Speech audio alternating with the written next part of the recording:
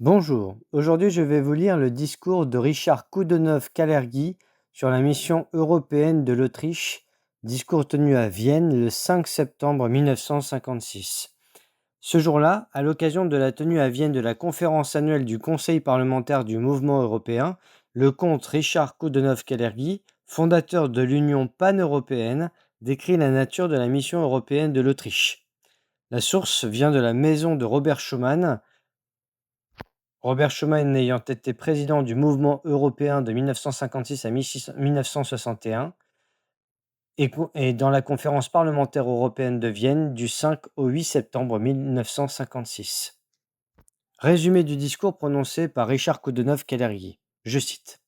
Un État sans mission est un corps sans âme. Presque tous les États européens ont une mission nationale, née d'une conception nationale de leur existence. La mission de l'Autriche est supranationale, c'est une mission européenne. Elle remonte à l'époque de la Renaissance. Un grand Autrichien, l'archiduc Maximilien, futur empereur, conçut le plan fantastique d'unifier l'Europe par un réseau de mariages dynastiques. Il ne s'agissait pas de soumettre les peuples des différents pays, mais de les transformer en une grande famille sous le sceptre de la maison d'Autriche. Ce plan aurait presque réussi. La moitié de l'Europe était aux pieds de son petit-fils Charles Quint. La maison d'Autriche était en passe de devenir une maison d'Europe, mais la loi salique française, qui excluait les femmes du trône, fit échouer ce plan grandiose en rendant impossible l'emprise autrichienne sur la France par la voie du mariage. L'Autriche s'en tint cependant des siècles durant à sa tradition supranationale. Sa dynastie, comme sa noblesse, dépassait le cadre de la nation. Son plus grand homme de guerre, le prince Eugène de Savoie, était moitié italien, moitié français. Le 19e siècle est passé sous le signe du nationalisme. Une guerre de 100 ans avait commencé entre l'Autriche et ce principe. À la fin du 19e siècle, l'Autriche était la seule grande puissance supranationale du monde. Mais l'idée nationaliste fut victorieuse après la Première Guerre mondiale. L'ancienne Autriche fut morcelée. Toutefois, l'histoire de la Première République autrichienne est celle de la lutte contre le nationalisme. En 1938, l'Autriche devint la victime du nationalisme allemand, comme 20 ans auparavant, l'Empire autrichien avait été la victime du nationalisme slave. Pour l'Autriche, qu'elle fût grande ou petite, le nationalisme était l'ennemi héréditaire. Aussi ne faut-il pas s'étonner que, après la Première Guerre mondiale, le mouvement pan-européen ait pris son essor en Autriche, avec jusqu'à l'Anschluss, son quartier général au Palais impérial de Vienne. Son premier congrès se réunit en 1926 à Vienne. Durant toutes ces années, les chanceliers et les gouvernements qui se succédèrent en Autriche furent les protecteurs et les pionniers de la pan-Europe, jusqu'à ce que, personnifié par Hitler, le nationalisme extrémiste triomphe de l'idée européenne. L'Autriche fut sa première victime. Ce n'est qu'après la Seconde Guerre mondiale que la semence du mouvement pan-européen se mit à lever. L'idée d'une Europe unifiée brilla comme l'unique espoir au-dessus des ruines du continent. Ce sont les parlementaires européens qui lancèrent l'idée de l'unification de l'Europe. Le premier congrès parlementaire européen se réunit en 1947 à Gstaad. Il conclut à la constitution d'une Assemblée européenne formée de délégués élus par chacun des parlements nationaux. En 1948, le Congrès européen de La Haye, convoqué par Churchill, adopta cette suggestion. En 1949, on fondait le Conseil de l'Europe à Strasbourg. Bien que l'Autriche eût été occupée durant ces années et privée de sa souveraineté, elle prit une part active à ces divers congrès. Et dès sa libération, l'une de ses premières démarches fut d'entrer au Conseil de l'Europe. C'était sa nouvelle profession de foi européenne. Ainsi, la nouvelle Autriche restait fidèle à sa mission européenne. Mais, entre-temps, la situation s'est totalement transformée.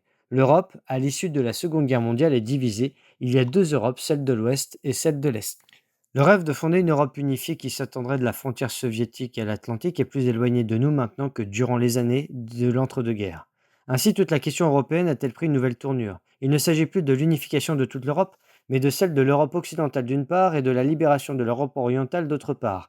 Celle qui parle aujourd'hui des États-Unis d'Europe pense tout au plus aux États-Unis d'Europe occidentale, comme les États-Unis d'Amérique ne sont en réalité que les États-Unis de l'Amérique du Nord. Alors que l'Europe occidentale, depuis la fondation de la communauté du charbon et de l'acier, est sur la voie de l'unification, l'avenir de l'Europe orientale reste une question non résolue.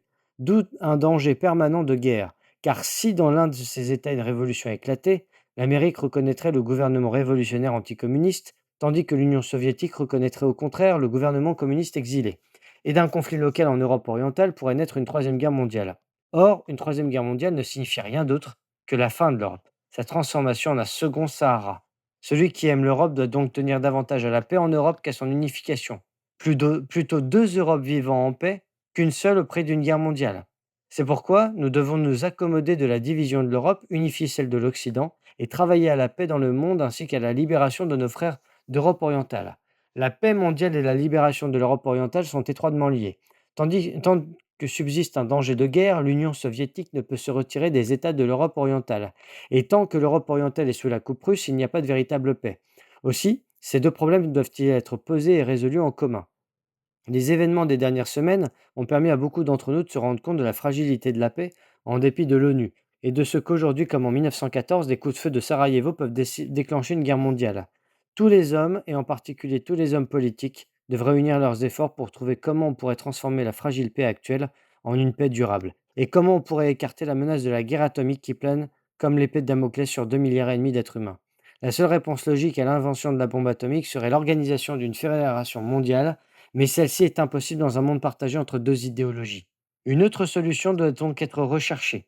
En appeler à une paix traditionnelle n'aurait aucun sens, car il ne s'agit pas de mettre fin à un état de guerre, mais d'empêcher une guerre qui menace.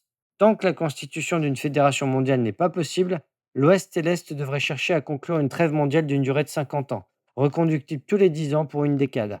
On reporterait ainsi la solution de la question de la fédération mondiale au jour où la fissure idéologique qui partage le monde ne serait plus qu'une cicatrice. Afin de faciliter et d'accélérer les pourparlers en vue de ces grandes trêves entre l'Est et l'Ouest, les États de l'OTAN devraient donner plein pouvoir au président des États-Unis et ceux du bloc oriental au chef du gouvernement de l'Union soviétique. Ce n'est que lorsque ces deux plénipotentiaires se seraient entendus que leur projet d'accord serait soumis aux représentants de tous les gouvernements. Le problème de l'Europe orientale serait le plus difficile à résoudre au cours de ces entretiens, mais je ne crois pas qu'il soit insoluble. Au contraire, la libération de l'Europe orientale me semble être la conséquence logique de la déstalinisation en Union soviétique. Tandis que les colonies européennes d'Asie disparaissent, Staline avait à la fin de la guerre créé un nouvel empire colonial en Europe occidentale. Son existence est contraire à tous les principes de Lénine et du bolchevisme. De même que l'Angleterre a donné la liberté à l'Inde et à l'Amérique aux Philippines. La, la Russie pourrait rendre un beau jour leur liberté au peuple d'Europe orientale, et cela dès que la sécurité de l'Union soviétique le permettrait. Mais les soviets devraient alors être certains que l'Europe orientale n'entre pas dans le pacte atlantique, mais qu'elle reste un groupe d'États neutres qui sépare le système atlantique du bloc soviétique et préserve ainsi la sécurité de la Russie et la paix mondiale. Il ne fait aucun doute que les peuples et les chefs de l'Union soviétique s'efforcent tout autant d'empêcher une troisième guerre mondiale que les peuples et les chefs de l'Amérique et de l'Europe. C'est pourquoi il faut espérer que des négociations directes entre l'Amérique et la Russie conduisent à une trêve de longue durée comme préambule à une paix réelle. La possibilité de la libération de l'Europe orientale offre à l'Autriche une nouvelle mission européenne, constituée avec la Yougoslavie neutre, le noyau des États-Unis d'Europe orientale basé sur l'égalité de ses membres. La participation de la Yougoslavie à une telle alliance serait une garantie pour les soviets que ces États ne se retourneraient jamais contre eux. Et la participation de l'Autriche serait une garantie analogue pour l'Occident. C'est ainsi que, à côté des États-Unis d'Europe occidentale, se constitueraient peu à peu les États-Unis d'Europe orientale. Les peuples de ces pays connaîtraient alors un nouvel épanouissement né de leur union étroite aussi bien avec l'Ouest qu'avec l'Est. Il serait ainsi, entre les deux blocs, un pont et non une abîme. C'est une telle évolution de la situation qui, en faisant disparaître l'intérêt de la Russie à l'existence d'une Allemagne orientale, pourrait conduire le plus rapidement à la réunification de l'Allemagne. Mais la mission de l'Autriche ne se limite pas à l'Europe orientale, elle s'étend à l'Europe tout entière. L'Autriche, qui géographiquement et historiquement est étroitement liée aux nations de l'Europe orientale, siège cependant au Conseil de l'Europe. Elle pourrait donc exercer son influence au sein de cette assemblée pour que tous les États européens deviennent membres. Tout espoir de voir un jour le Conseil de l'Europe donner naissance aux États-Unis d'Europe a hélas disparu aujourd'hui. Son conseil est devenu le pendant de l'Union panaméricaine, soit un organe de solidarité continentale sans puissance politique. L'importance de cette Union panaméricaine consiste en ce qu'elle englobe toutes les républiques américaines, indépendamment de leur système de gouvernement. Peut-être qu'une révision des statuts du Conseil de l'Europe lui permettrait de relier l'Europe occidentale et l'Europe orientale, comme l'Union panaméricaine est devenue le lien qui unit l'Amérique du Nord à l'Amérique du Sud. Dans le cas d'une telle évolution, on pourrait se demander si toutes les tentatives d'unification de l'Europe occidentale ne devraient pas se faire à Strasbourg, qui deviendrait le siège de l'Union de l'Europe occidentale, tandis que Vienne deviendrait le nouveau siège du Conseil de l'Europe, le cœur de l'Europe. Le traité d'État a conféré à l'Autriche le statut d'État neutre en lui confiant ainsi une nouvelle mission. Précisément parce que l'Autriche vit en dehors des deux systèmes d'alliance, elle a ses coups des franges pour mener une politique pacificatrice. Mais cette neutralité ne suffit plus aujourd'hui pour échapper à la calamité de la guerre atomique. Même si, au cours d'une troisième guerre mondiale, l'Est et l'Ouest respectaient la neutralité de l'Autriche, tous les Viennois et la majorité des Autrichiens seraient tués, par les bombes à hydrogène qui tomberaient sur Budapest, Prague et Munich.